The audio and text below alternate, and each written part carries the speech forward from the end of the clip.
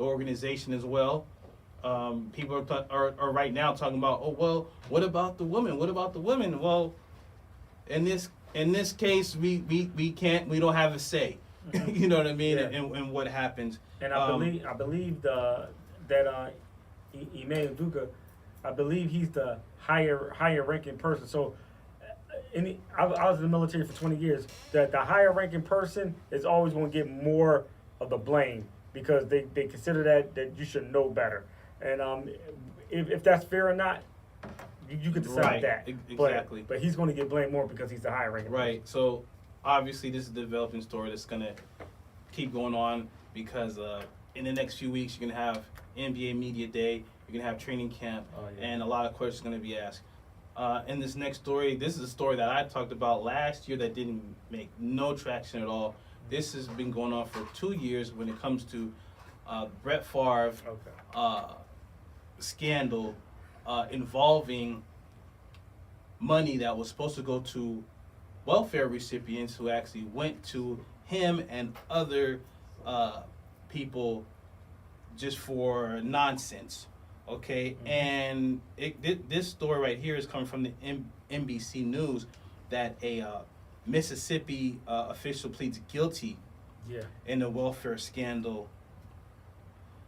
Key figure in this welfare scandal pleaded guilty on federal fraud charges under an arraignment that signals may be cooperating with court records. John Davis, directed Mississippi's welfare agency, who doled out millions of dollars in federal welfare money to projects investigators now say were improper, including a new volleyball facility requested by former NFL quarterback Brett Favre that benefited his daughter.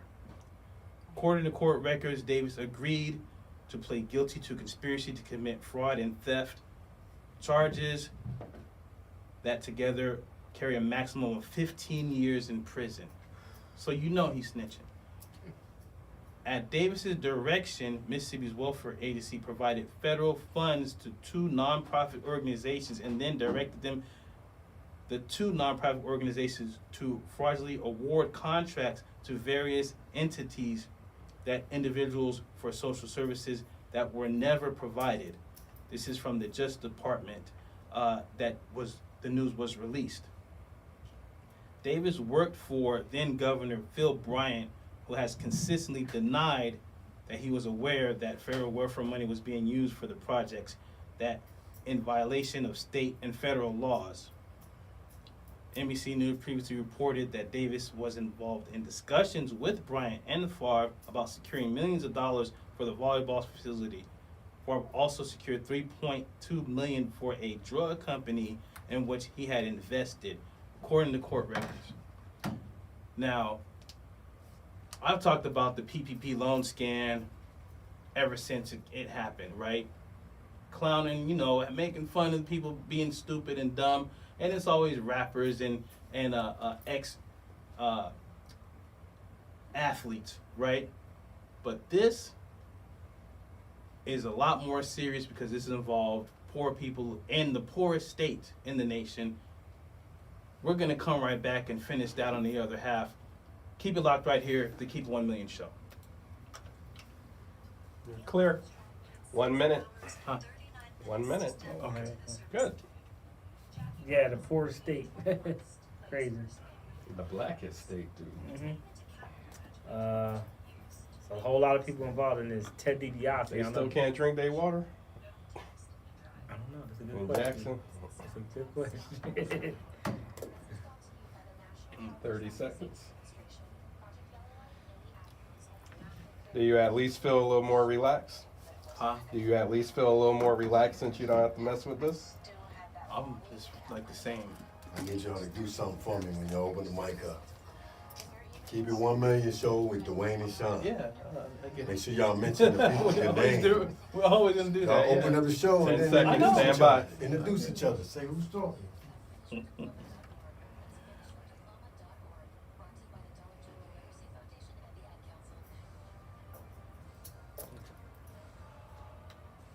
All right, we're back to Keep 1 Million Show. I'm Dwayne, got Sean with me. Yes, sir.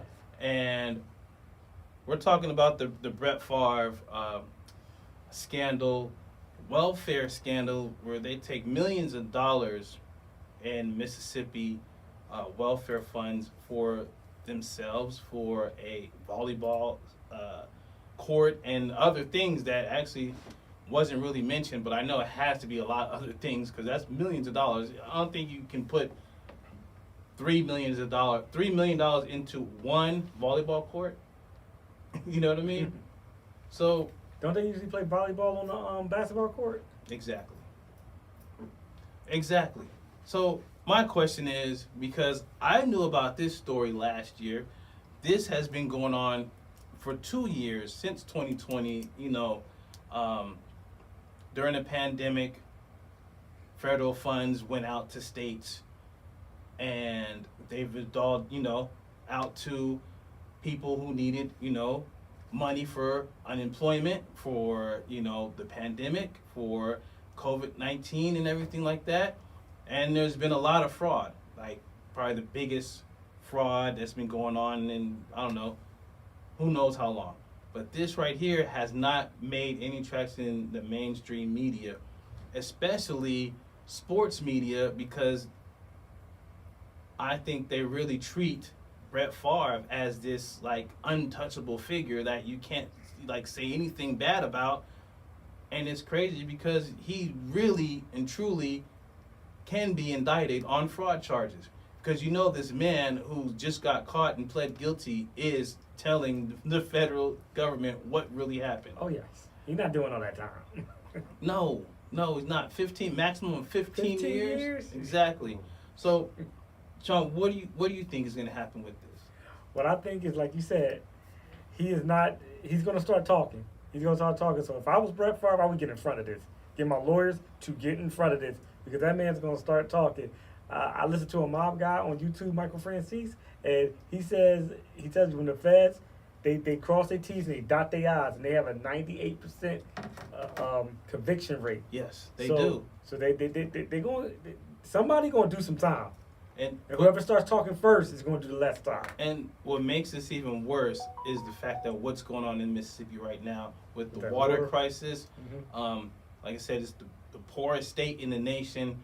And then you literally take food out of people's mouths with this money because, welfare, food stamps, health insurance, things of that nature for come on. This is unbelievable.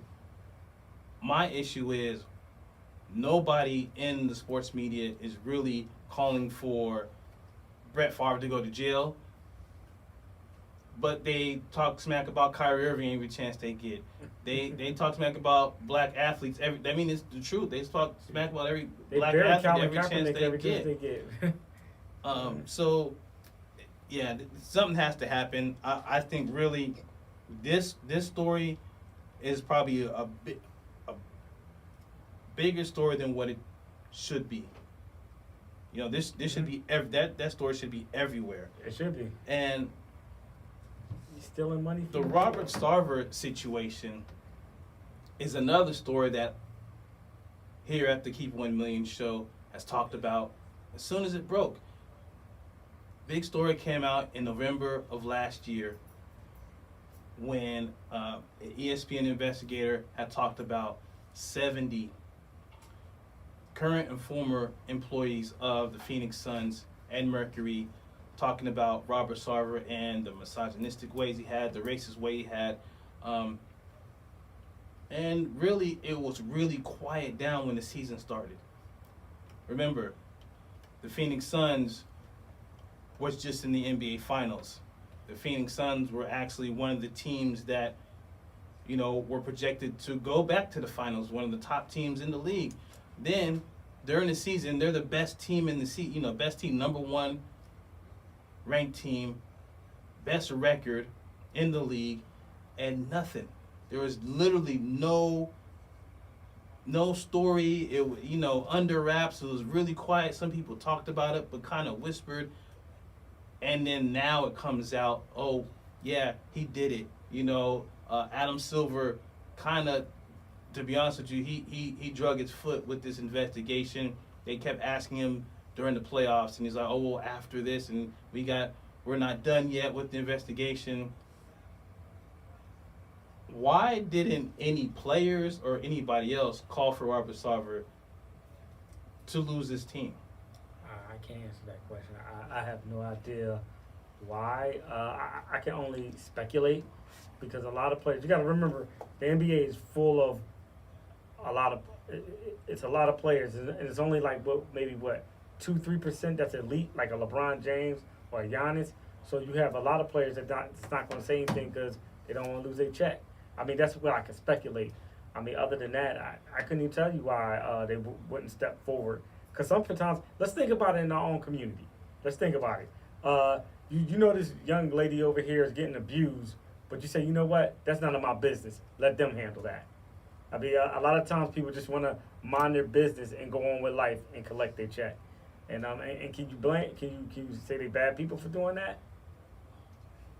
Well, the reason why I think it's different because of what happened with Donald Sterling. Mm-hmm. The Clippers actually protested in the game. You know what I mean? And the same player, Chris Paul, who was on the Clippers, is now on the Suns, and he didn't say nothing about this. And this is just as bad. The only issue is the fact, like I said last week, Donald Sterling was on national TV talking crazy to, about Magic Johnson on one of the biggest news shows back then, which was 7 years ago, the Larry King Live show. Now here you got the internet, you got this quote unquote everyone's talking about fake news and all this stuff, right? So all this different news comes out, but this is a real story that no one's talking about. Now it comes out, and now he says he's going to sell the team because of quote unquote cancel culture. You know what I mean? Like a cop out. I just hope whoever buys the team, and they say the front runners are your usual suspects, the head of Apple, the head of this company, the head of Amazon and whatnot. I just hope really you have a black person or a black woman being part of one of these groups to buy the Suns and Mercury, because then that's really a slap in the face right there. The thing is too, going to what I talked about with the Washington Commanders, now the lawyers from those people that were filed issues with the Washington Commanders saying that Daniel Snyder should go because of the same situations that happened with the Washington Commanders. There should be pressure against that. There should be pressure right there. What do you think about that? I had an issue with the Washington Commanders owner, since he took so long to change the name from the Redskins to the Commanders. I mean, what took you so long to do that? I mean, he fought tooth and nail to keep that name. When people were protesting, there were people that he brought and his team said, oh no, the Native American community, they want to keep the name, and that was like maybe 5 people, out of thousands of people, you know what I mean? This is coming from the Bleacher Report, and there's a John Keim, who's on Twitter, who said from the attorneys of Lisa Banks and Deborah Katz, close with, like Robert Sarver, Daniel Snyder must go. Mm-hmm. Quote, the NFL commissioner has similarly failed to take meaningful action in response to the serious allegations of sexual harassment and assault, as well as financial improprieties brought against the Washington Commanders owner Dan Snyder. We now need the NFL community, including players, owners, and corporate sponsors, to demonstrate the same outrage and moral strength of those in the NBA community and face accountability for these egregiouses. Can't say that word. But here's the main problem with that. You have the NFL owners, who are the good old boys from the 1950s, who live a certain way. And you have the NBA, who is a lot more progressive in what their stances are. So, I mean, right now, like you said, the Colin Kaepernick situation, and it took them years to get in front of that. You have this issue with Dame Snyder, which we talked about, issues with cheerleaders and female staff and all that. And you see, they're quiet because there's emails out there, and if those emails actually come to public, there's more owners that's going to get in trouble. That's why they threw the Raiders under the bus. You know what I mean? Yeah. So with the NBA, they know, okay, our fans is causing issue with this, with the Robert Sarver. Okay, we got to do something about it. And someone tapped him on the shoulder, was like, hey, you're going to have to go. Mm-hmm. They're saying behind the scenes from NBA officials, NBA owners, Adam Silver, they was really pushing behind the scenes to have Robert Sarver sell the team. Mm-hmm. Now, with that being said, I want to see moving forward, whoever's in that group to buy the Suns and the Mercury, there has to be a black person or black man or woman in any group to buy that team. I mean, I would like to see. I know Byron Allen tried to with the Broncos. I'd like to see if he could maybe make a bid for this. Oprah Winfrey, some heavyweights like that. Well, you remember Diddy? He tried to buy the Carolina Panthers after he had to sell the team for his issues with women and sexual assault. And you see, there's a pattern here. Yeah, Diddy tried, but I don't think Diddy money was long enough. I mean, this takes billions. Well, the thing is, it won't be just one person. It has to be a group. Right. It has to be about 5, 6, 7 people. Put some money up to at least get to, because the Suns and Mercury are probably going to be estimated at $4 to $4.5 billion. Especially with the remodeling of the stadium, how the teams are doing, since they're doing very well in the past couple of years. Their actual standing in the nation, especially with the Brittany Griner situation. Yes. With this was going on, it's going to jump up their value a lot higher than actually what it should be. But I would say between 4 to 4.5 billion. So there's going to be quite a few people, going into the NFL. Matter of fact, let me update this score here. It's 16 to 14. The Browns. 16-14 Browns into the third quarter.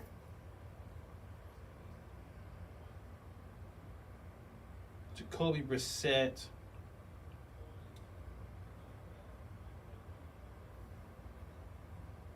He is 19 for 28, 180 yards, 2 touchdowns. Mitchell Trubisky, 14 for 21, 143 yards, no touchdowns. Do you think this is it for Trubisky if they lose? They bring in Pickett? I read somewhere that Mike Tomlin does not want to play Kenny Pickett at all this year, and if things go bad with Trubisky, God forbid, an injury, or he's just playing really bad, he's going to go with Mason Rudolph, which I think is a very bad idea. I believe he should just go ahead and play Kenny Pickett, because, I mean, I just believe you just need to put him out there and see what he can do. I mean, what's the worst thing, besides an injury? Worst is injury. Yeah, but besides that, what's the worst thing? I would say this. When you see players that, especially quarterbacks, that sit for a matter of time, new system, new league, coming from college, you see when they do get in, they're more focused and the game slows down for them, and they'll understand the reads, they understand the offense, they understand the defense, what the defense is giving them, versus just throwing them out there. Yeah, you can make a lot of mistakes or whatever, but if you're trying to win, you would have a bridge quarterback to have, a veteran quarterback in there, versus, say, like Trey Lance. You see Trey Lance broke his ankle. Now you have Garoppolo in there. He's going to start next week. Mm-hmm. So the 49ers gave up 3 first-round picks for Trey Lance. Trey Lance had very little time in college, right? Came after Carson Wentz on the same team of the Bison over there in was it North Dakota State. Yeah. Division II school. Now the best Division II school at that, but he had less than a season and a half of snaps.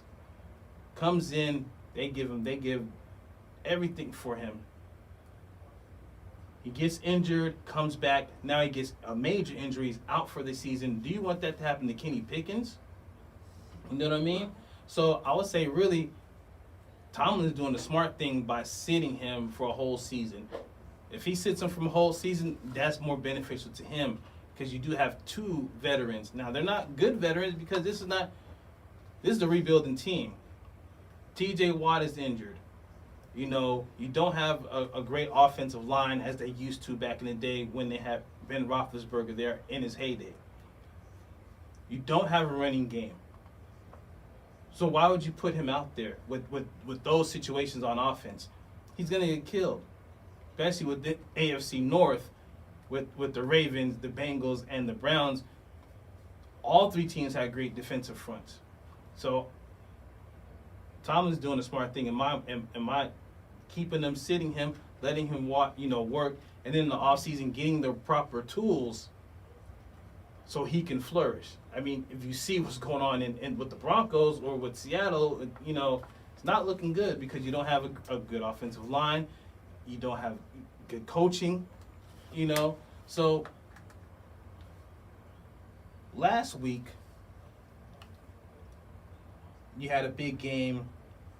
Miami Dolphins came back and beat Baltimore 42-38. That was a heck of a game. The Jets came back and beat Cleveland 31-30. Yeah. Detroit beats Washington 36-27. The Giants beat Carolina 19-16. What was your surprise team The Jets, for last week? The Jets. Yeah. I mean, Joe Flacco. They let Joe Flacco carve him up in the last 3 minutes of the game. Yeah, Joe Flacco turning back the hands of time. You know what I mean? I was like, man. The old man cometh, as they say. Yeah. And it was Miami because they were dead to rights in the first half. That is true. You had everyone talking about Lamar Jackson. Pay that man. You need to pay him because he was, oh my God, he had a 76-yard run for a touchdown and throwing 3 touchdown passes, and he looked like MVP candidate. Like right now, really, he's probably right now in the top. But Tua looked like something too. Tua threw 6 touchdowns. I think about 4 in the second half. I mean, it looks crazy with Tyreek Hill and Waddle. Yeah. 2 of the fastest players in the league. I mean, speed kills. Yeah. And with that being said, next week we have some games, some really big games. The Raiders and the Titans. You have the Bills and Dolphins. That's a huge game. It's gonna be huge. Buffalo's a 6-point favorite. On the other side of the break, I'm going to come back and we're going to talk week 3 matchups and, who are we picking. So keep it locked right here on the Keep 1 Million Show. Okay, you're clear. 1 minute.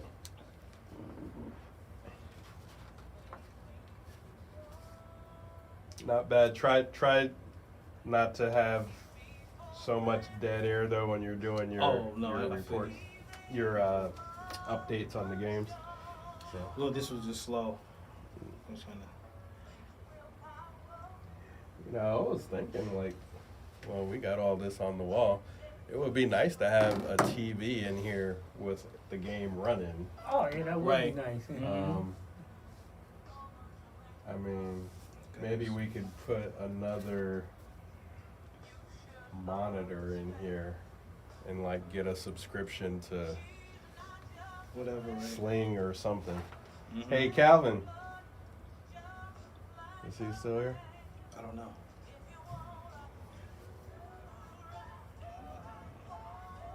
Okay, 20 seconds. Stand by. Oh goodness. I gotta change this song.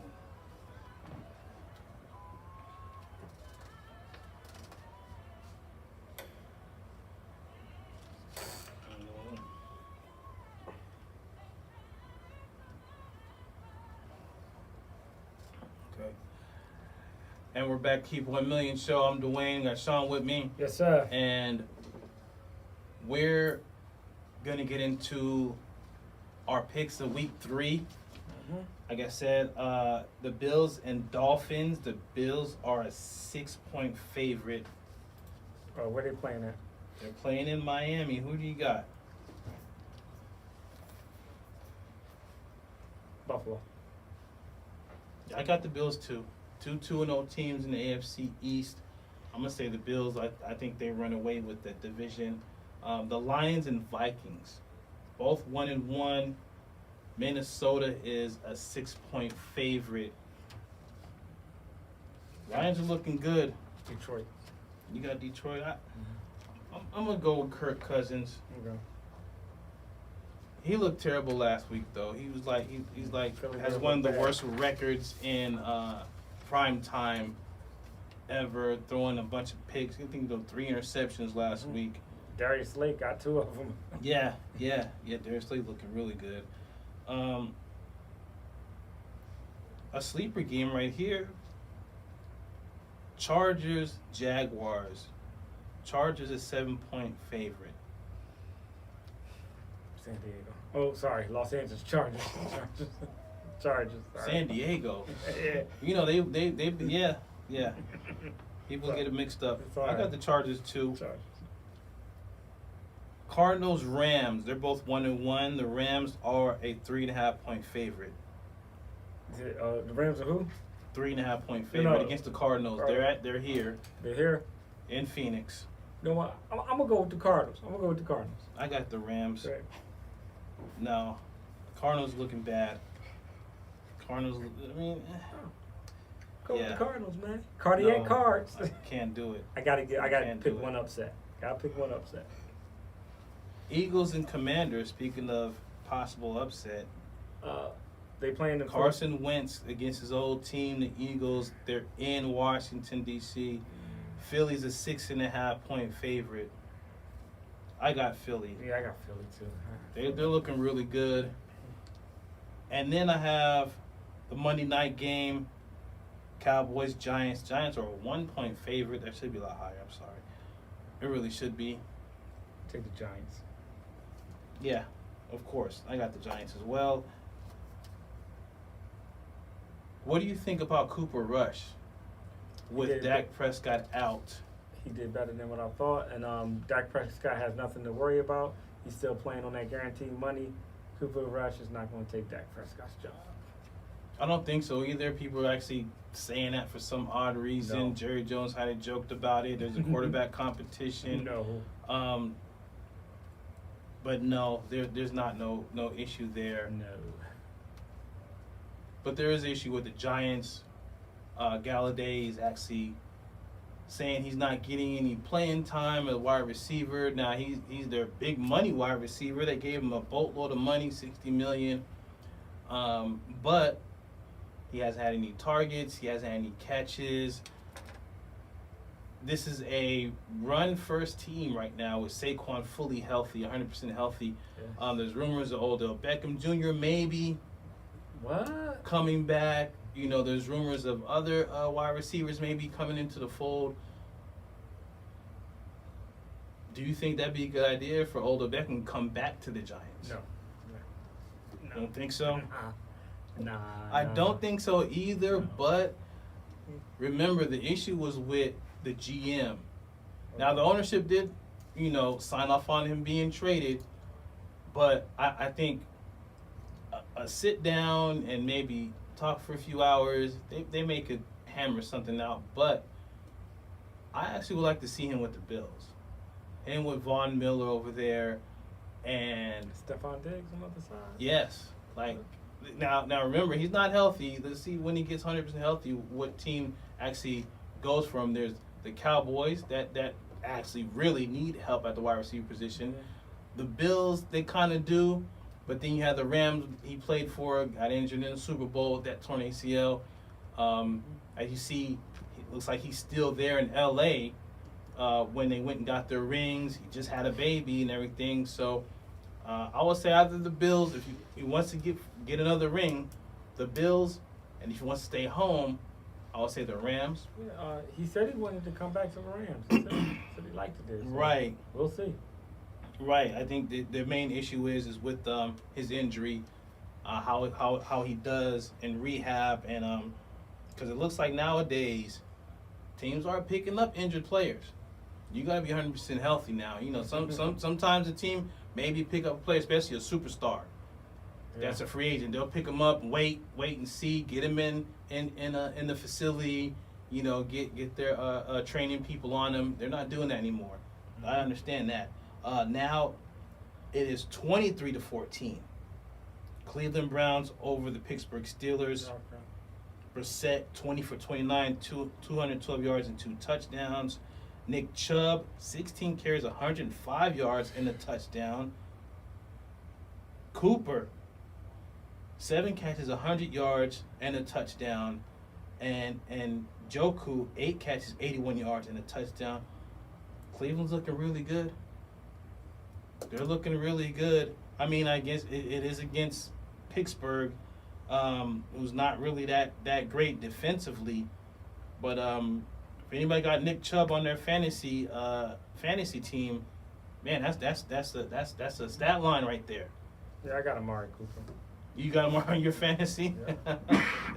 I'm not into fantasy like that, but I understand. I mean, it's to the point where the players even, get into it with the fans as far as fantasy is concerned, they do. whatnot.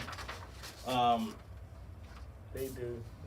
In the future, I want you to kind of build that. You talk about fantasy football. Like, what is your, I'll do it next week. what players should teams sit? Yeah, sit and start. And See, I don't know about all of that. I'll do So that next week. yeah, I think I had something else. I got Now, something for. go ahead. No, go ahead. I was gonna say I had something for you. Going back to the Sarver thing. Did you know that he purchased both the Phoenix Suns and the Phoenix Mercury for $401 million? And and pretty much he's going to sell this thing for around about $4 billion. I mean, man. That's a huge come up. Now, that's a come up. Here's the issue. Everyone's actually, oh, that's not right or whatnot. But when you're in that power, when you up there with the elite, you can do some crazy stuff. But the consequences is so, light that it's a slap on the wrist. Like you see what's going on with Brett Favre. He's not even, nothing's happening yet. You know what I mean? He may not even get jail time. You know what I mean? Because of where he's at in status and power, and it's like the great James Toney said one time. He said, "If you got money, you can beat almost anything." That is a fact.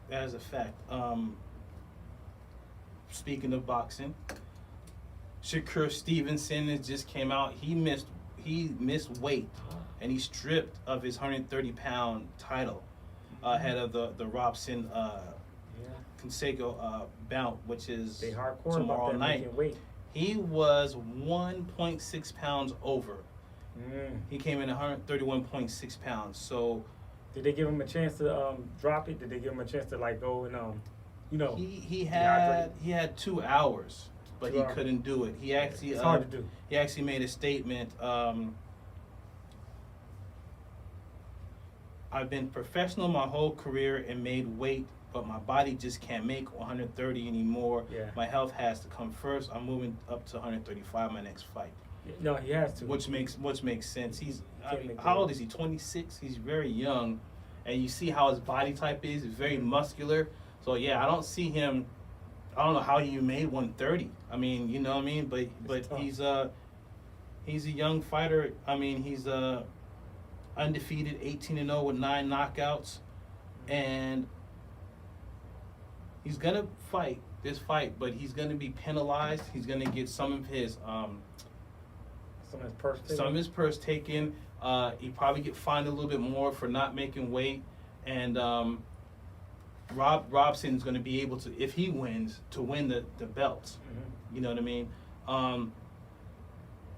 I'm surprised we don't see this often. It's most fight. I mean, I'm not saying that this guy is not professional, but a lot of fighters they train themselves to make the weight. It's two fighters I think of: Bernard Hopkins and Floyd Mayweather Jr. They walked around at their fight weight. So if Bernard Hopkins was fighting at 175, that's what he walked around at, 175, around that range. And you just have to be extremely disciplined. That means you can't go and eat no donuts, have a couple beers and stuff like that. You just can't do that. And it's real tough, especially the older you get, because your metabolism slows down, and it's just tough. Right, and when you're talking about them, giving them a couple hours to maybe lose that extra pound, they just do it in the sweat room and in the sauna and Really a whole bunch of stuff on them, you know what I mean, and to get that extra weight off. But yeah, it's got to be extremely hard to do. It's hard on your body too. Right now, this past week we had Triple G versus Canelo Alvarez 3. Canelo Alvarez destroyed him. Yeah, he did.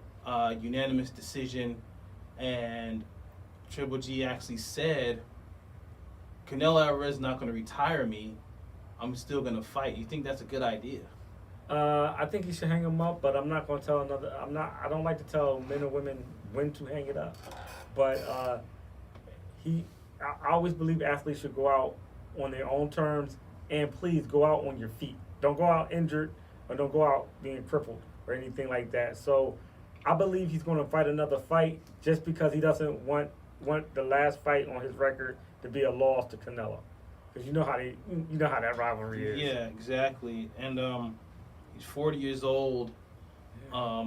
He looks slow. He did say he made a mistake in the fight, starting slow, and picking it up at the wrong time. Mm-hmm. That doesn't sound good, because that means, did you not train correctly? Did you not watch Canelo's last fight, because he just lost? You know what I mean? And you not make adjustments to where you could be like, okay, this is where I can, do these things in this round, and maybe in the second round do this, and you know what I mean? It seems like the strategy was really off. Well, Mike Tyson always says, everybody got a plan till you get punched in the mouth. Exactly. So that is absolutely true. One of the great quotes from the great Iron Mike. Right. Now these next fights coming up, which is the heavyweight championship. Not necessarily championship. I'm not sure if there's any belts on the line for the Nick Fury fight against Andrew Johnson. How do you see that fight going?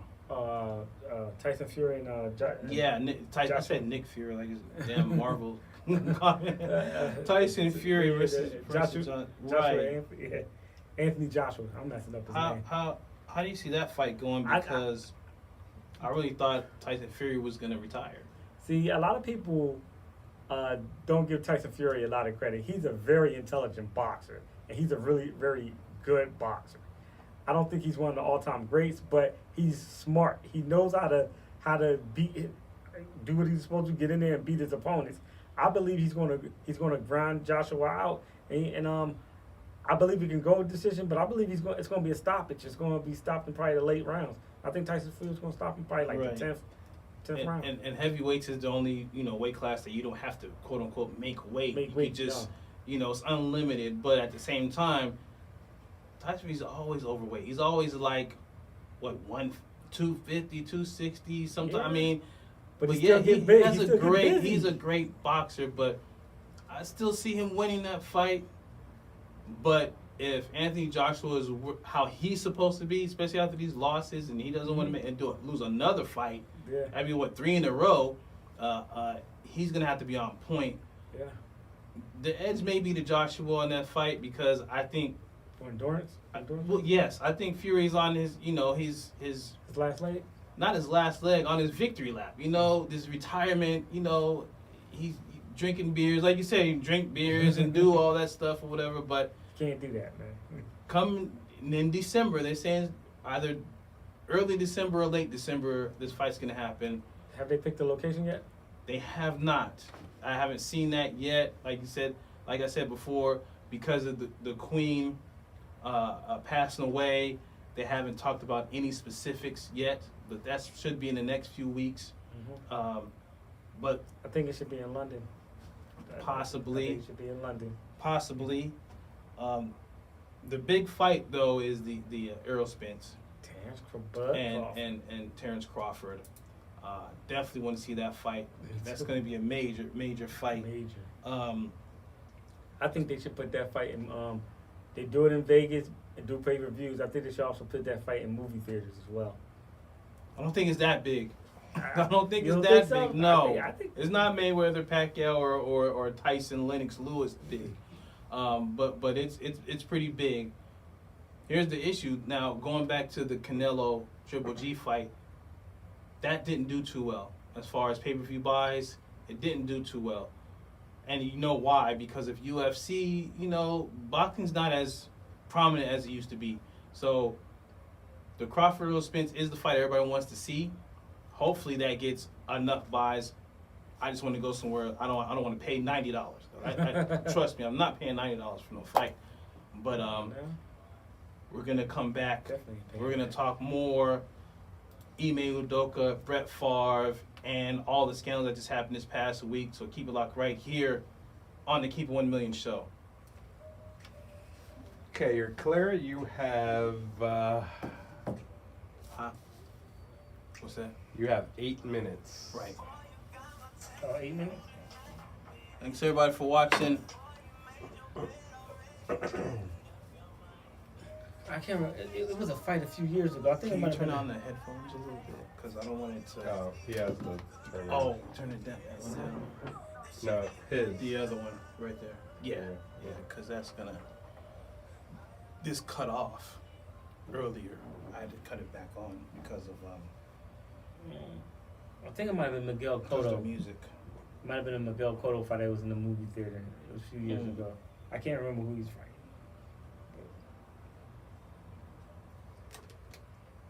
Did he hit home run? Oh, you're talking about Judge?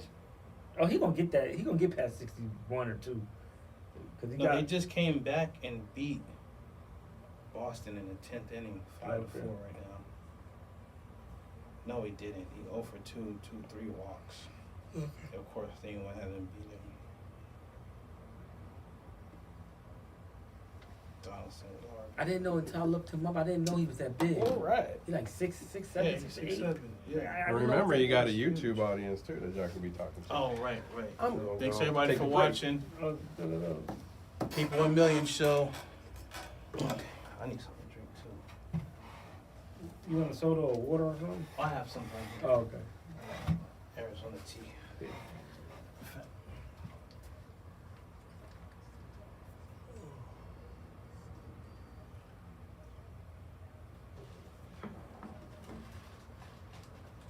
I don't know if one of y'all want these fries. No, I'm good. Thank you, though, man. Nobody wants fries. I just ate them too. Old Doritos, fries. man. You can't eat old fries. You cannot eat old fries Actually, at all. my wife puts fries either in the oven or in the oven for about 5 minutes. They taste fine to me. Oh wow. Hey, you need a ride back? Yeah. Yeah. Thanks. All right. I was like, oh man. Oh yeah. I want to talk about this in a Talk second. about what? Herm Edwards got fired. The ASU coach. Yeah, I kind of think I saw that come because of one of the guys that played for her. He goes to my church and he likes Herm Edwards as a man and everything as an individual, but he said he didn't like him as a coach really. So he said a few other players felt that way too, and he hasn't been doing that good. Why did they like him? Well, the guy that I go to church with said because he has his favorites. You could tell who his favorites are, and he just didn't like the favoritism. That's his reason. I can't speak of.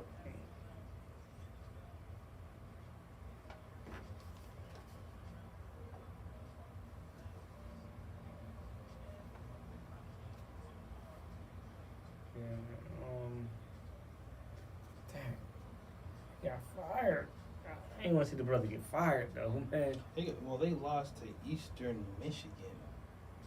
Okay. Yeah. Eastern Michigan, are they bad or? Yeah, Okay. Eastern Michigan. Like that's that's a Division II team, I think. No, not a Division II, but they're like really down there. You know what I mean? Yeah. Like the MAC. You know what I mean? Yeah. That's not a team that you're supposed to lose to.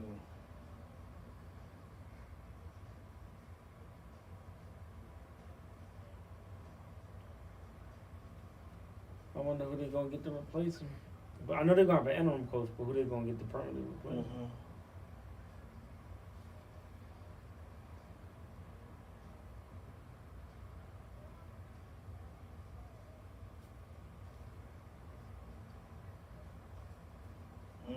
That's crazy. What's that? A lot of his staffers wanted him fired. Yeah.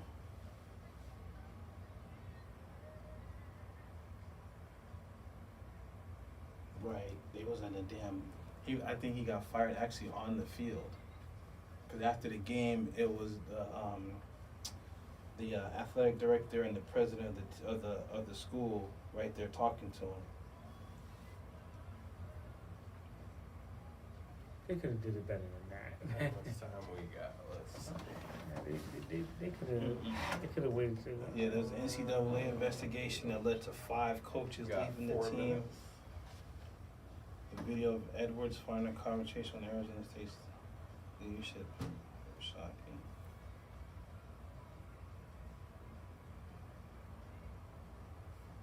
Edwards' obvious sanctions, which included he and his staff reportedly hosting recruits during the non-contact period. Yeah, that's tough.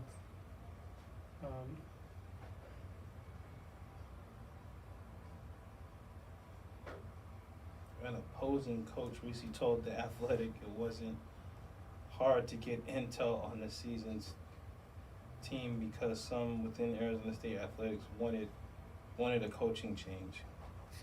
Wow. Wow. Yeah, you should bring that up. I am. Because that's just shady. Like, I had worked for them before. oh, you Yeah, worked for them shoot. before? I was cooking at there's a company called Sodexo, and they had a contract, or they probably still do, with ASU athletics. So we cooked for the football and the basketball team, and that's when it was Ty Graham who was the coach I was before Herm Edwards, and he was bad. He was racist. Oh yeah. Yeah. He well, not towards us or whatever, but it was some issues, like people, things he would say and stuff. He didn't like Asian food.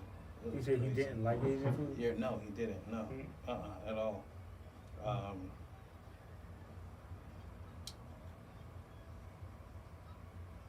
What else? There was some scandals in ASU back then too. What that was in 2015, 2014, 2015. Couple scandals involving players, a chick messing with a player, and then they end up having to leave the school. Yeah, the chick on the team was messing with a player, and they got caught giving the players alcohol. Yeah, and it was crazy. And I seen her like a few months later. And she's like, oh, she recognized me. Oh, how you doing? So, oh yeah, I'm doing good. We're doing good. Like she was still with the dude. I seen her. It was like TJ Maxx and something in Scottsdale. Yeah. They're like, yeah, we're doing good. She was working at the W or something. Yeah, I was like, wow. I guess dude messed up his whole chances at a football career for a woman. There's a whole bunch of other stuff going on. A whole bunch, like the his son, Okay. Stand by. Ty Grant's son. Can I get you to just move over just a little bit, just in case I need to run out?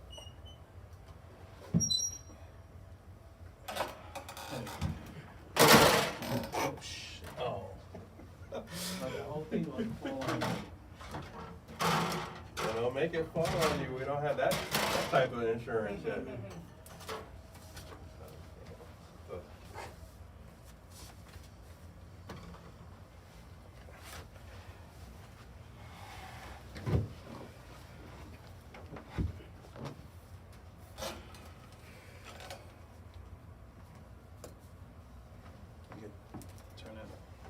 Turn it up. Yeah. Yeah. Right there.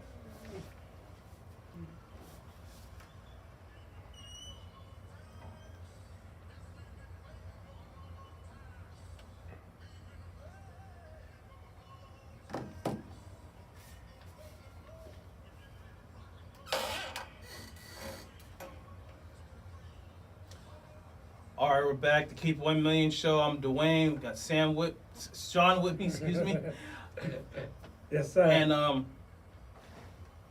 And we talked about Ime Udoka being suspended for a whole season for improper relations with a female staffer with the Boston Celtics. He's engaged to Nia Long, the actress, and Joe Mazzulla. He's going to be the interim coach coming up this season. Now there is some issues with the team as far as players. You have Grant Williams is injured. You have a couple other players that are injured, and Brad Stevens, who's the vice president basketball operations, saying basically everything's all good, everything's fine. You know, we got everything under control. Do you think Boston Celtics have everything under control? No. No, that's what he's supposed to say. He's supposed to do damage control. But I do believe they're doing the best that they can, and I believe I with the suspension I would like to see, even though I'm a Sixer fan and everything, I still would like to see Ime come back and then get through this situation. But I don't believe they have everything in control. To be honest with you, I think he comes back, but not with Boston. I think another team. I think something's gonna happen, to where maybe he gets out of that contract or whatever, and picked up by another team, maybe as an assistant, and tries to come back as a head coach somewhere else. But it seems like in Boston that's not gonna happen.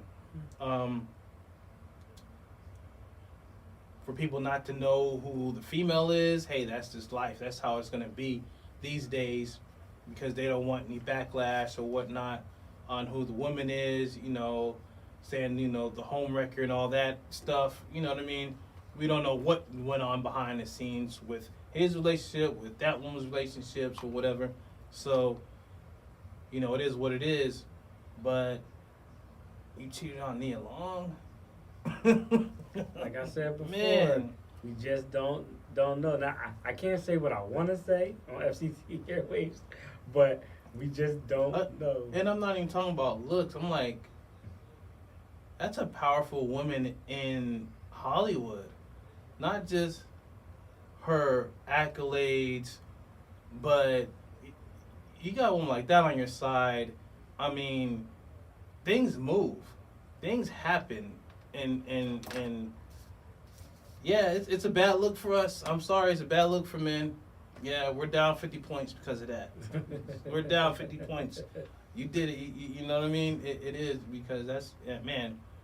But in the fourth quarter, it's 23-14. Thursday night football. Cleveland Browns over the Pittsburgh Steelers. You have Jacoby Brissett, who's looking really good this game.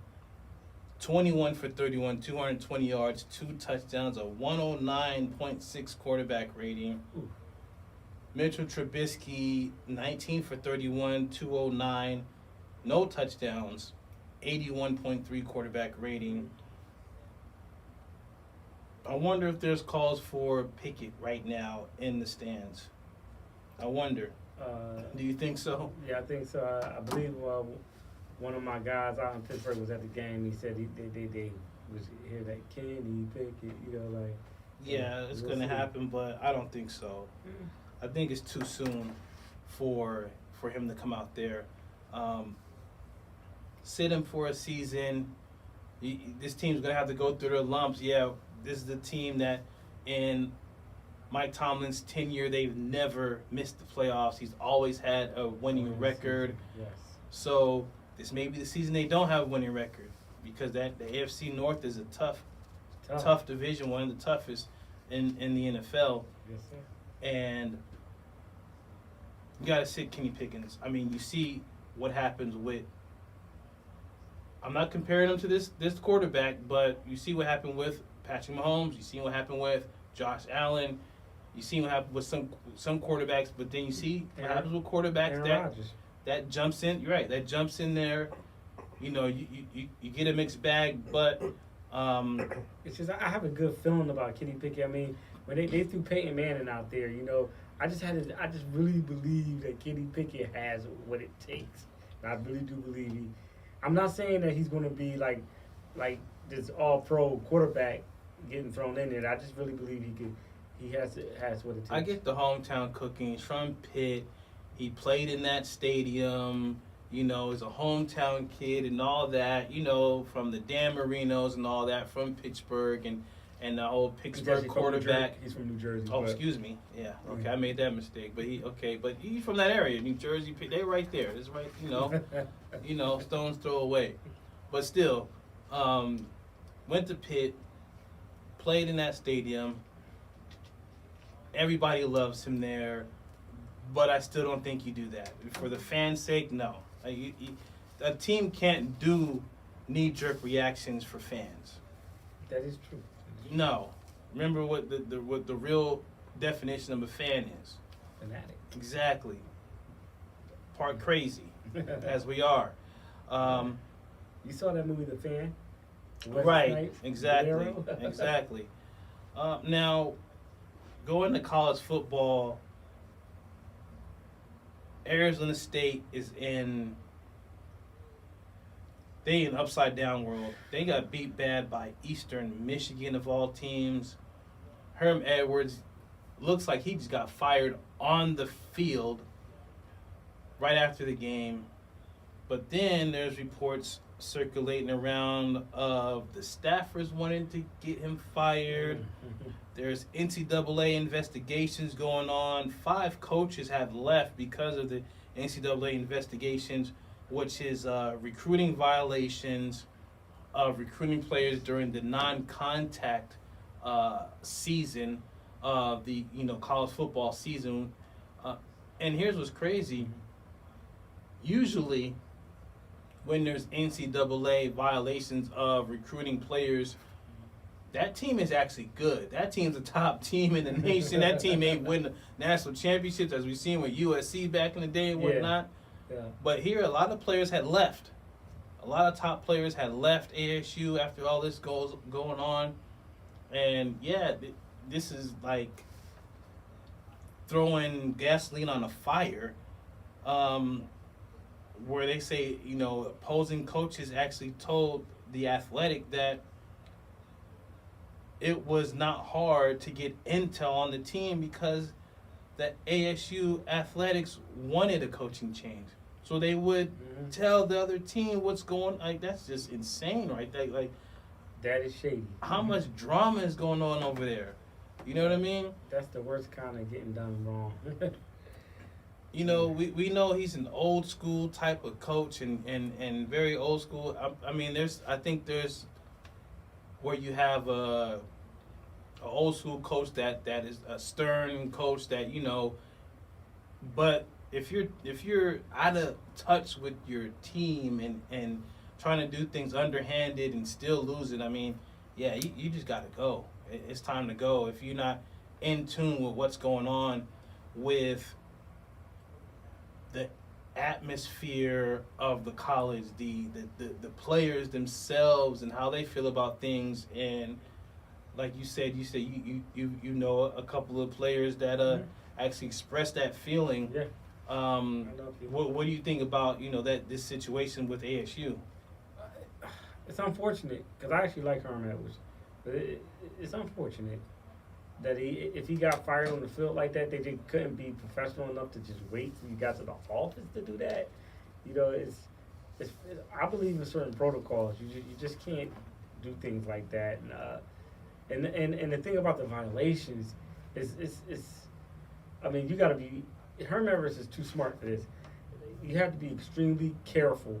I mean, the NCAA looks at every little thing. A few years ago, I know this is women's basketball, but Gino Auriemma got in trouble for mentioning Monet Davis's name while she was like 13 or something like that. He got in trouble for just mentioning her name. They didn't take games away or suspend them, but they just sent them a letter. It's like, hey. Right. Yeah. Oh no. There's been so much as far as NCAA is concerned with recruiting violations. Before all this NIL stuff. I mean, there's the pay to play scandal.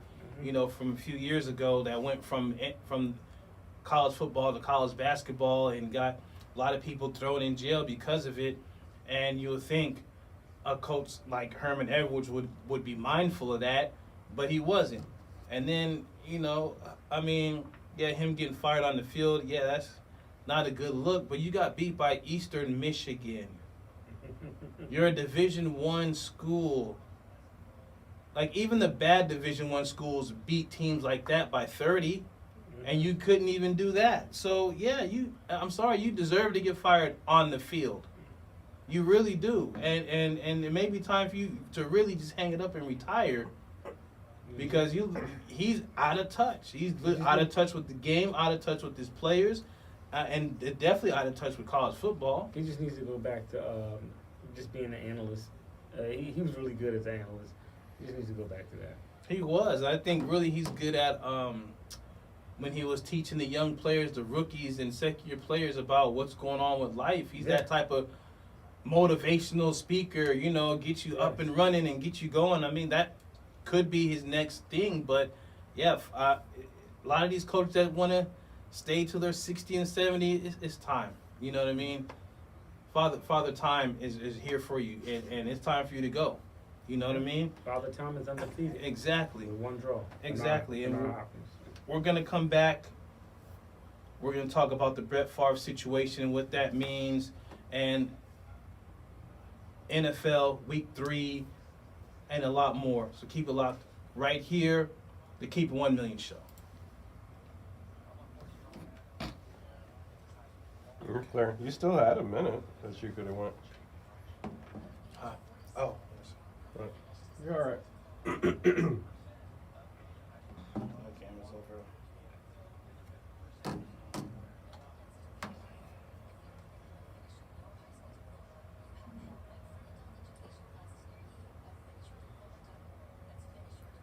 We should just tell them the truth. If you ain't done it by now, y'all just give up. Done what?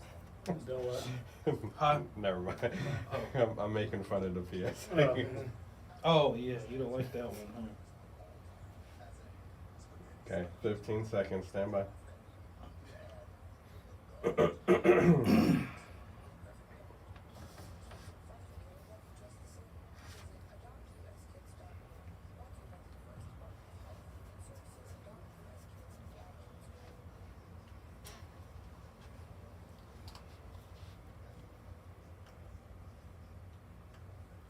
Keep 1 Million Show. I'm Dwayne. Got Sean with me. Yes, sir. Thursday night football. I'm just gonna call with 30 seconds left. Cleveland has beat Pittsburgh 23-17, and they go to 2-1. Pittsburgh goes to 1-2 on the season, with Jacoby Brissett looking really good.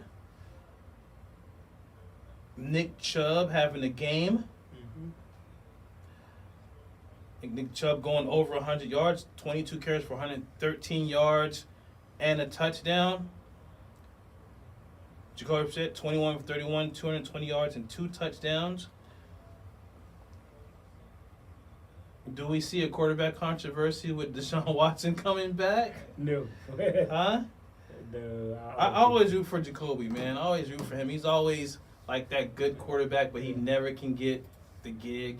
Yeah. He never could get that starting gig. Remember and with the Colts after the Andrew Luck situation. Yeah.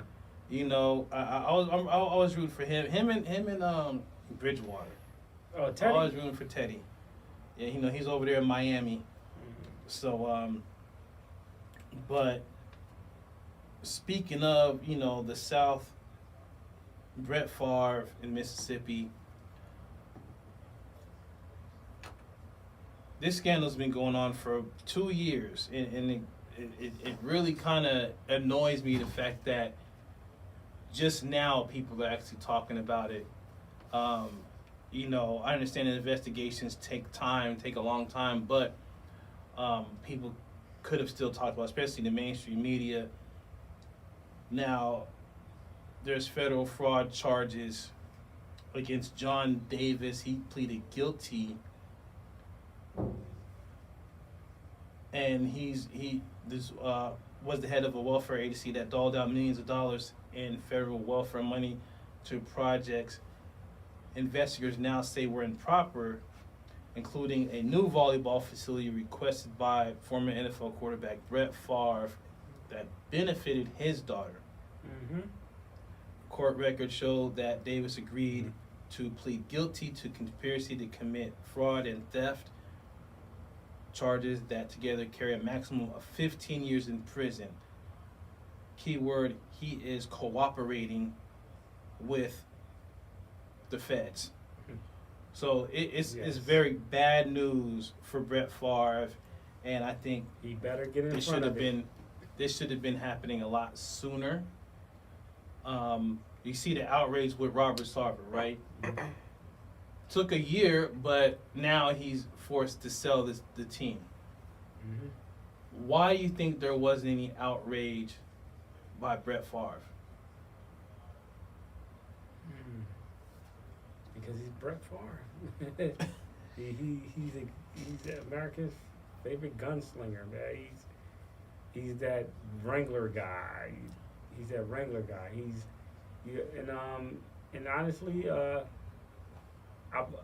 in all honesty, I believe the feds are just taking their time. Now, as far as the media is going to report on what they feel as though is going to get the ratings up.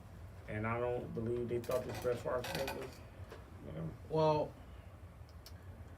you can also bring race into this, because there's things that shouldn't even be on the news that comes on, especially in sports media, that is problematic. But a issue like this, when it comes to taking money from people that should be getting from welfare to your own personal thing, your own personal, that to me, that's despicable. And we see what's going on in Mississippi right now, in Jackson, Mississippi, when it comes with the water crisis. And it's like a double whammy, like it's been going on, and the water crisis has been going on for years there. This has just been, talked about as well. So, I mean, that whole state is just crazy. The whole state is just, throw the whole state away, like they say, you know what I mean? So, but I think moving forward, especially in the media, if something happens, people need to just go out and say it. You're gonna have an opinion about something, at least have an opinion and be on the right side of it. Mm-hmm. You know what I mean? And not being late because of somebody else breaks the story or somebody else talks about it and gets them raised. Now you gotta come behind and now you're talking about it. Like, this has been going on for 2 years. This investigation has been going. It's been out publicly for over a year and a half. So, it's just, for me, I don't like it. It's like, I talked about this on the show last year. People are finally talking about it now. Like, to me, y'all are late. You're very, very late, on it. Yeah. But I don't talk about baseball that much, but there's 2 big stories in baseball involving home runs. Albert Pujols is close to 700. He is third all-time in home runs right now.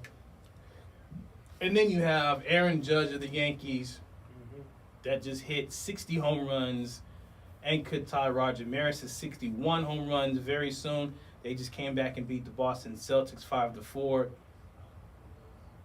How significant are these 2 home run races. Well, I'm gonna tell you now, with Judge, he's gonna get 62 because he has they have about 3 weeks left in the season. Yeah, it's about 3 weeks. He'll get those two, and 700 home runs. That's a lot of home runs, and people wanna make light of that. If it was that easy, then everybody'd be doing it. I mean, 700 home runs. It's Barry Bonds, and I can't even remember who the second person is. I know it's Bonds number one, and then Barry Bonds, Hank Aaron. Oh, that's right, Hank Aaron. Oh, shame on me. So Bonds, Aaron, and then Pujols. Oh man, Yeah. That's crazy. That's a lot of. I remember when Albert Pujols came into the majors in 2000. He's been playing for 22 years. And he's just a heck of a player. And throughout the whole PED scandal of those years, he hasn't been talked about it as well at all. So it is even more special that he can, any day now get to 700. Also with Aaron Judge, this is after, he's a young athlete, nothing scandalous about him. Now after the PED scandal of 15 years ago, you have a player getting to 61, possibly 62 or more. When people talk about asterisks and whatnot, and who's the real home run king, you got to put Aaron Judge in that conversation now. You know what I mean? He ties Babe Ruth with 60. He can tie Roger Maris and surpass Roger Maris. But then you have the Mark McGwire, the Sammy Sosa, the Barry Bonds. If he gets, let's say he gets to 65 or 66 and comes in on that, closing in on that 70, I wonder if we're going to see that conversation of comparing him to Barry Bonds. Barry Bonds was a extremely good hitter. To me he was the greatest hitter in baseball history. People say, "Oh no, PEDs." Now, I remember Barry Bonds when he played for Pittsburgh. He had, I believe it was 3 MVPs when he was in Pittsburgh. If you take out San Francisco, just take out San Francisco and just have Pittsburgh, Barry Bonds is a Hall of Famer. Yes. Barry Bonds should be in the Hall of Fame. People go, "Oh no, the PEDs." Well, guess what? It's a couple people in the Hall of Fame that had the PED thing. It's a few, I think, Jeff Bagwell and a couple other people. Right. So the main reason why Barry Bonds is not in the Hall of Fame, or they don't like to talk about him a lot, is because the writers didn't like him. Exactly. That's what it is. Exactly. He had issues with the writers even before the PEDs. Yeah, before that. He skated when it came to that. One of his good guys, who was a lawyer, went to jail for him multiple times because they didn't, tell what's going on. So the thing is, yes, Barry Bonds is one of the greatest players of all time.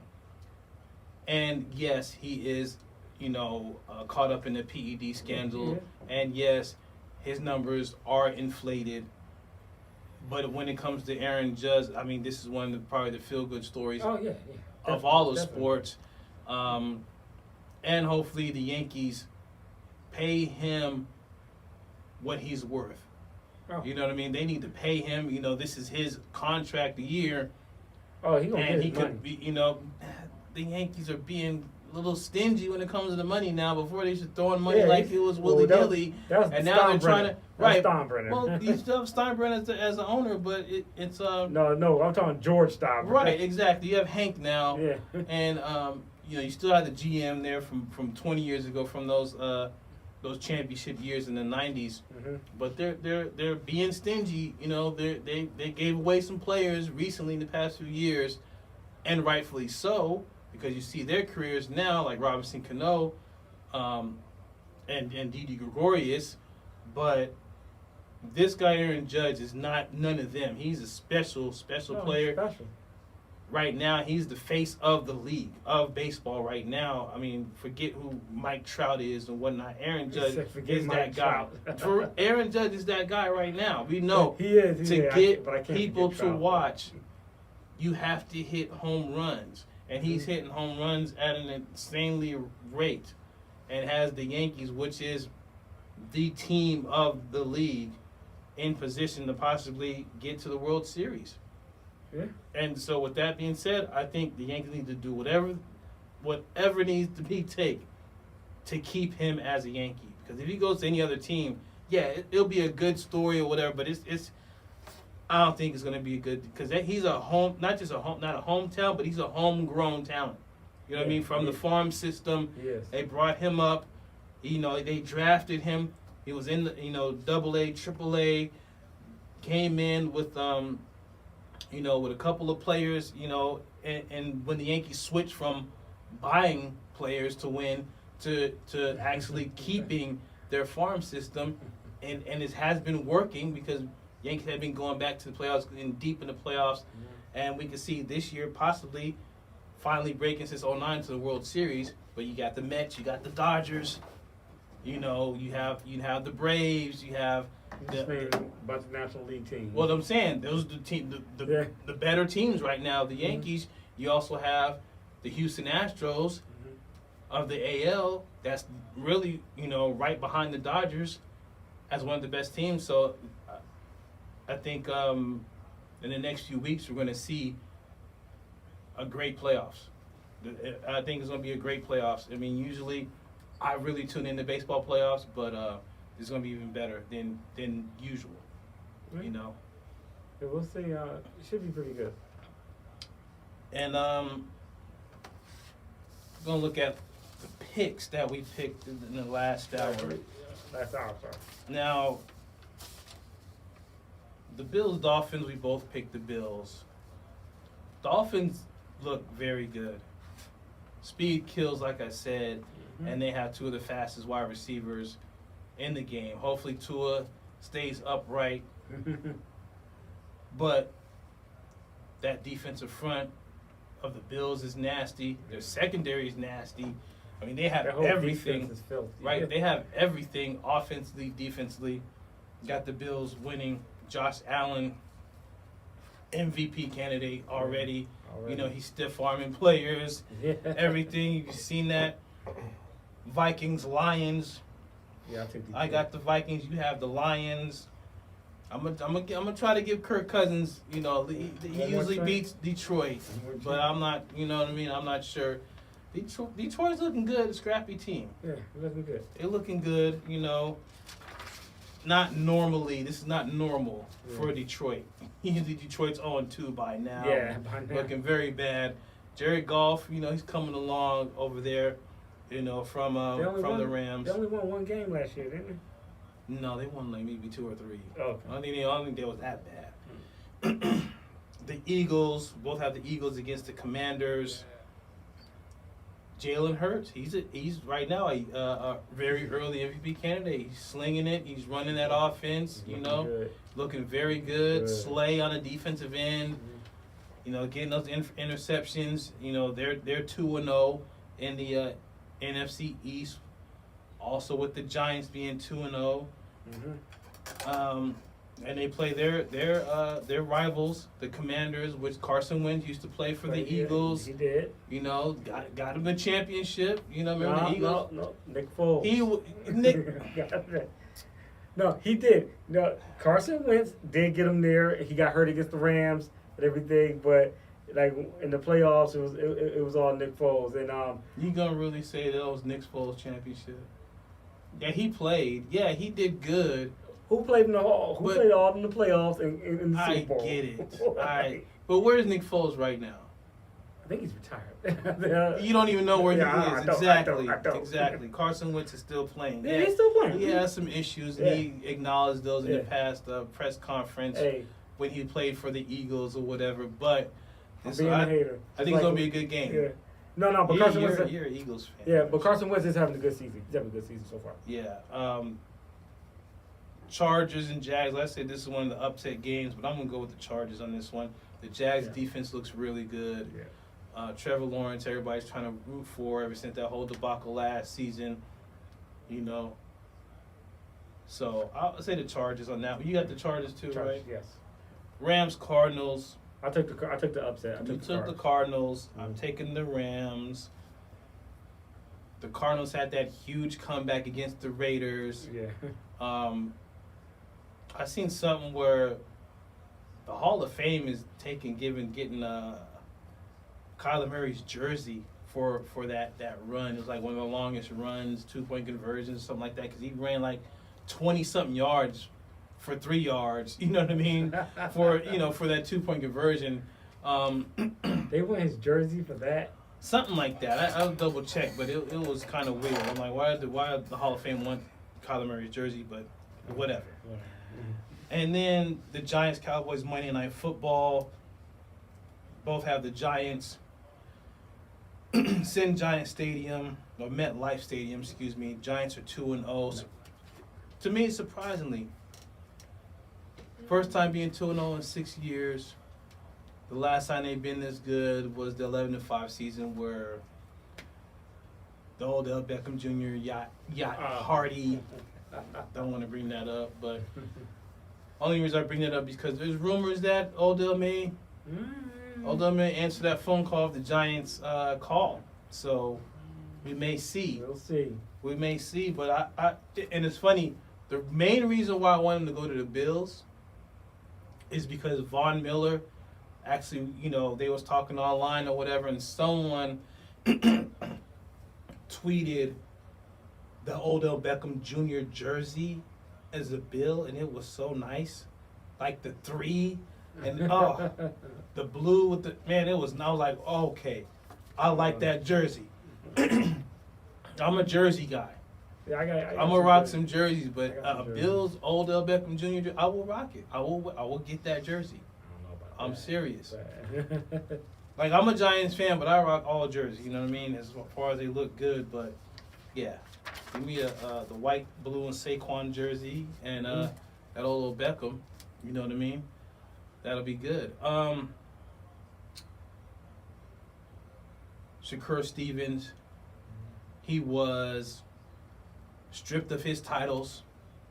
The 130-pound. Title fight that is I think it's tomorrow night, and he was over by 1.6 pounds. Like, how hard is that to even lose that weight? It's hard.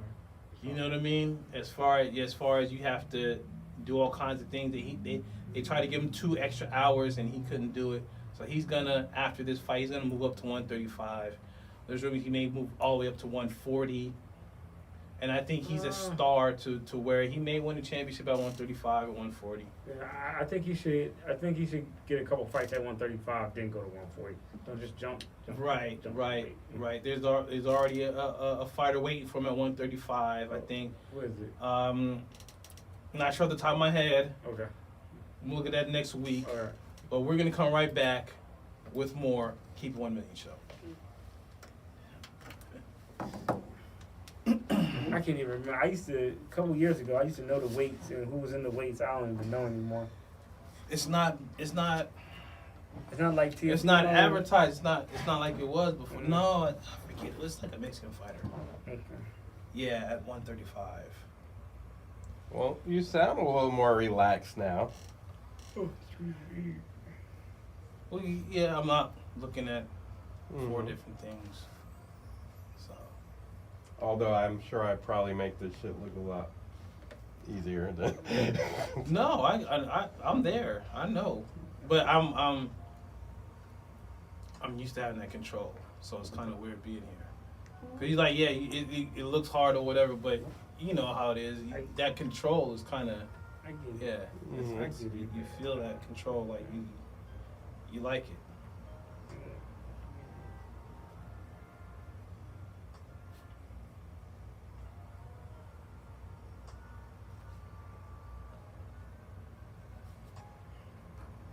Okay, stand by. And do me a favor and just move a little over, because I may get up and get something to drink. I don't want to disturb you. I don't know if you can get around this a little bit.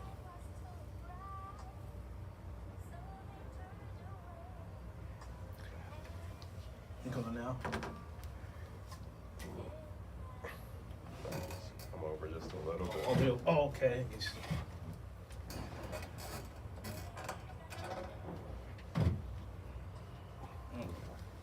Stand by.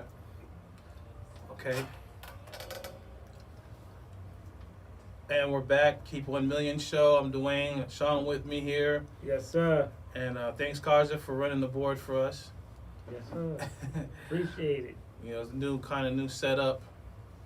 Now we're on YouTube, KRDP's YouTube channel. We're on Instagram. We're on all your social medias. So please subscribe and like and share and do all those good things. I have a question for you, Sean. Mm-hmm. What do you think about what's going on with the Bengals with Joe Burrow right now? We know coming from the Super Bowl loss to the Rams, now they're 0-2. They're not looking very good. You know, he's been sacked 13 times already this season. 13 Out times of in 2 2 games, yes. I mean, they never really fixed that offensive line. Never fixed it. I mean, what do you think about that? Well, the offensive line, you gotta look at the wide receivers they have. They have T. Higgins, they have Jamar Chase, and they're fairly young guys. So they went for wide receivers instead of offensive linemen. Which I get it. But but you have to keep Joe Burrow upright. You have to give it. You would think they would have addressed it in free agency or through the draft, but it's not looking too good. I don't think they're going to be. I don't think they're going to. I believe they'll be like maybe a game under 500 or something like that. I don't think they're going to go back to Super Bowl. Now, 0-2 is very rare to get back to the Super Bowl. Now, if they lose again, they're 0-3. Yeah. You can cancel Christmas. Yeah. When it comes to them even getting to the playoffs, it is slim to none. The AFC North is tough. Right. It's slim to none. I think there's no teams in the NFL history that has been 0-3 and turned it around and made it to the playoffs. So if they lose again, I think it's a wrap. It's over. You know what I mean? Mm-hmm. And I'm not sure what's going on with Joe Mixon, but when you don't have an offensive line, and yeah, Joe Burrow's a really good quarterback. He's give him a couple more years, he can be an elite quarterback. But if you don't have an offensive line, you're not gonna have a great team. Period. You may have some inflated numbers. You may have some, some quarterback play here and there, but as far as a team going back to the Super Bowl, I don't think so. I agree. Now, what in his last couple weeks, who is your surprise team in the NFL right now? I was surprised at what the New York Jets did. That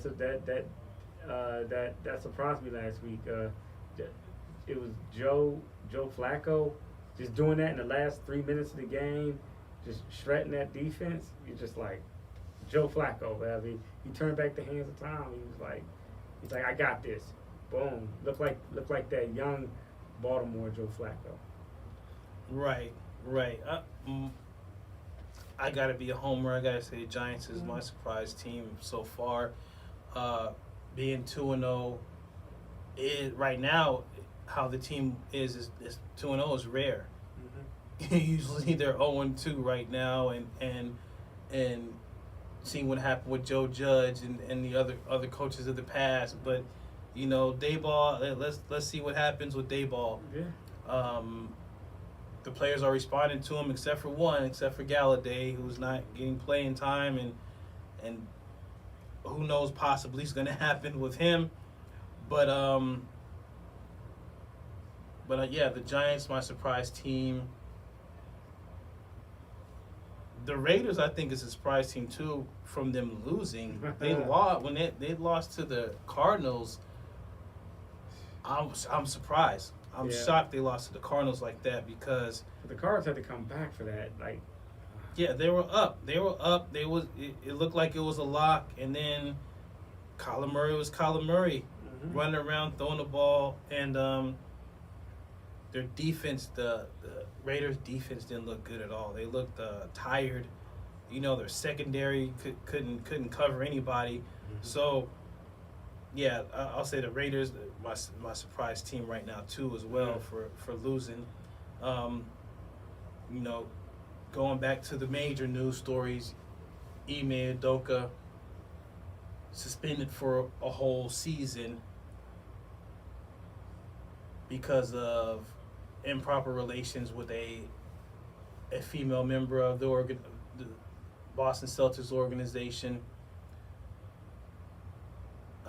The final thing about that is, you know, the internet is gonna internet, and when you have Adrian Wojnarowski, you know, saying these vague things when it first came out last night, yeah, everybody was going crazy. Like, you know, what's going on?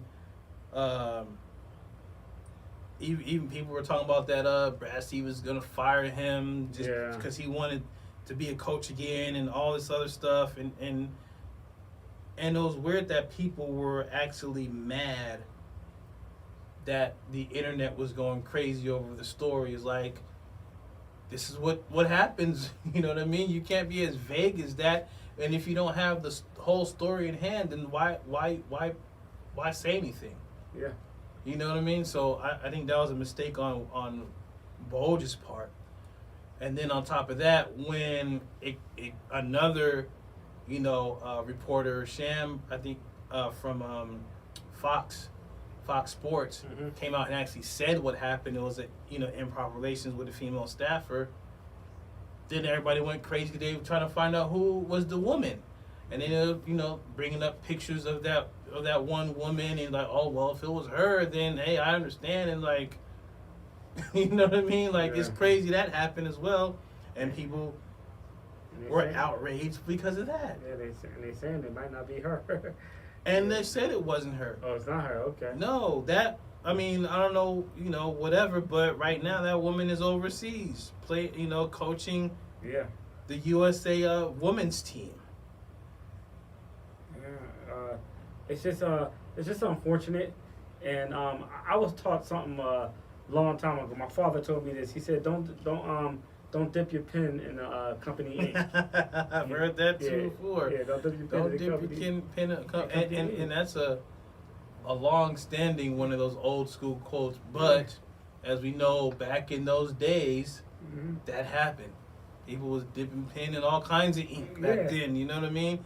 And that was okay, especially in the NBA and the NFL and even hockey and professional sports. These athletes making millions of dollars, globe-trotting the world and the country and and everything. And there's women going to be everywhere. So there's going to be some issues as far as infidelity in this day and time. Now, that's not the case. Now you have companies, teams having policy, code of conduct policies on top of the contracts, and you can't have these type of relationships anymore. And then you have people that have a lot. I mean, that's a lot that you lose. I mean, you were just in the NBA Finals with a chance to get back, quite possibly. So you risk all that on this type of relationship. Right. Which head are you thinking with? You always got to think with the right head. Because the other one always gonna lead you wrong. It's gonna lead you astray. Yeah. You way astray, cheating on me along. Goodness, sorry. I got some sad news here. I'm just reading right now. Jalen Hill, who played for UCLA basketball for 3 seasons until leaving last year for personal reasons, has died. According to his family and the university, he was 22. His family posted on Instagram this past Tuesday that Hill had died after going missing in Costa Rica. No further details were provided. I heard about this. Quote, "We know Jalen has played a part in our lives of so many people." Hill's family wrote in the post. "We also acknowledge the role that so many of you have played in his as we try to navigate this devastating time of our lives. We ask for you to please give us time to grieve. Keep us in your thoughts and prayers." UCLA and Coach Mitch Cronin posted a statement via social media Wednesday. The news of Jalen Hill's passing is heartbreaking. Our thoughts and prayers are with his family. At this time, Jalen was a warm-hearted young man with a great smile who has left us too soon. Mm-hmm. Yeah, that's very unfortunate. Yeah, unfortunate. Sorry to hear that. Condolences to his family. Yes. Rest in peace. Rest in paradise. Yeah. Very, very sad news right there. Just seeing that's what's happened the past week. Maybe there's more to that story in the next upcoming weeks of what actually happened. Definitely keep everyone posted with that. And I'll say one last thing. I wasn't going to talk about this, but I am now finally. Now, for some reason, people always want to bash and dogpile on Kyrie Irving, right? But here's what's crazy. Now, Kyrie is basically minding his own business. He has said something about the vaccinations and you know how terrible it is that people have lost their jobs because of it and everything like that. And then all of a sudden, a ESPN anchor, SportsCenter anchor, was like, "Don't read into what he's saying and this and that, and you know, don't." And I'm thinking, oh, is it trending? What did he say? He said something crazy, and he said that, and I'm like, why would you say that? Why would you try to bait people into getting on Kyrie Irving when he's not even, like, it's not even a story about him. It's not even a story. Like, they're making up a story, and then the next day, it's all over the news. Like, how crazy is that to where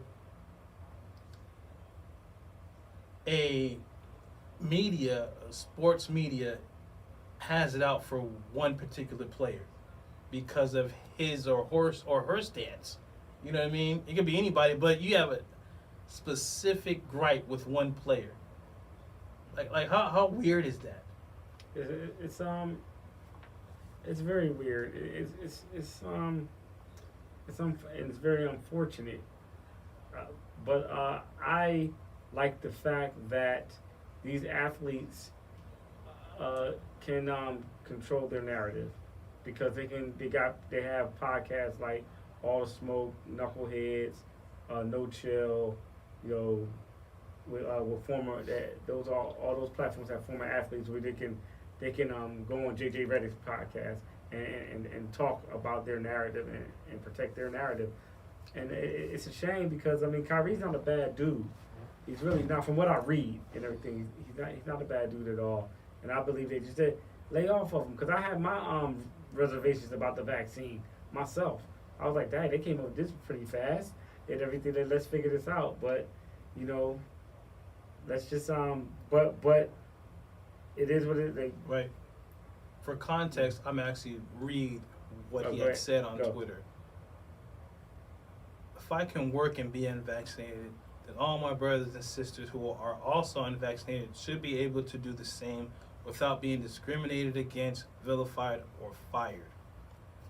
The enforced vaccination pandemic is one of the biggest violations of human rights history. This is from Kyrie Irving's Twitter account.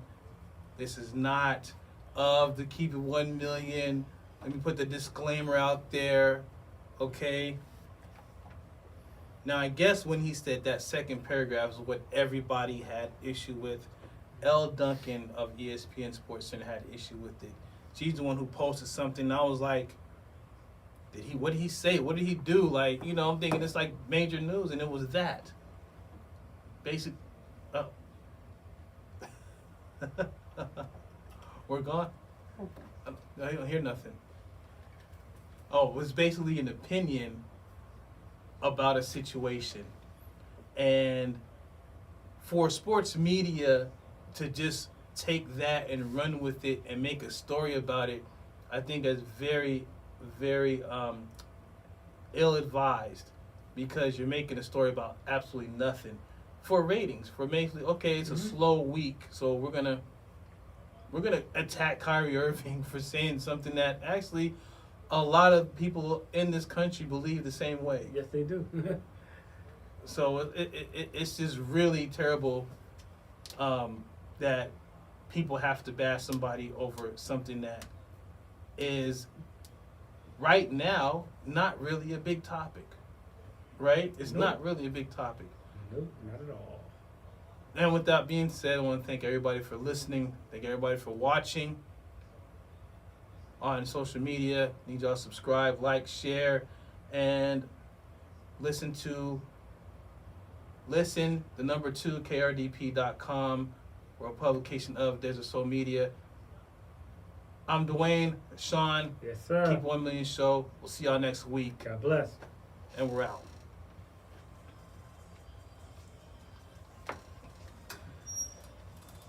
Okay. Thanks everybody for watching. Peace out.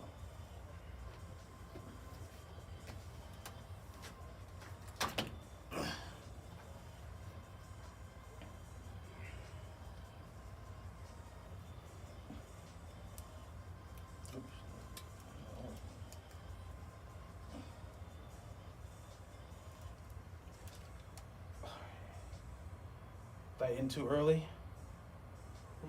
Or you could put do the minute song before the disclaimer pops. I need to readjust this because there should be some filler in here.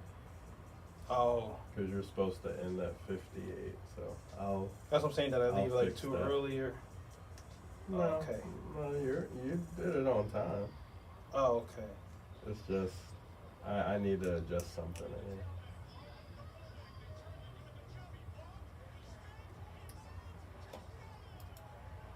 Today's the 22nd.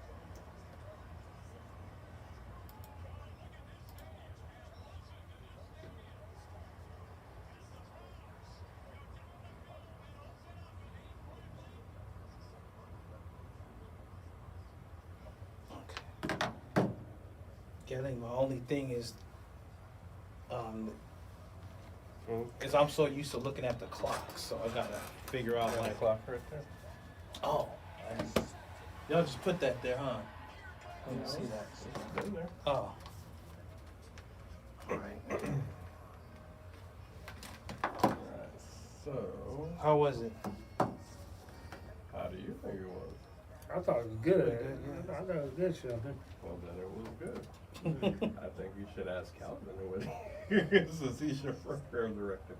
Right. Uh, You need to turn this off, this YouTube channel, whatever. hold on. Just Oh, you think got it. about I'm gonna leave it. All right, peace out, y'all. Thanks for watching.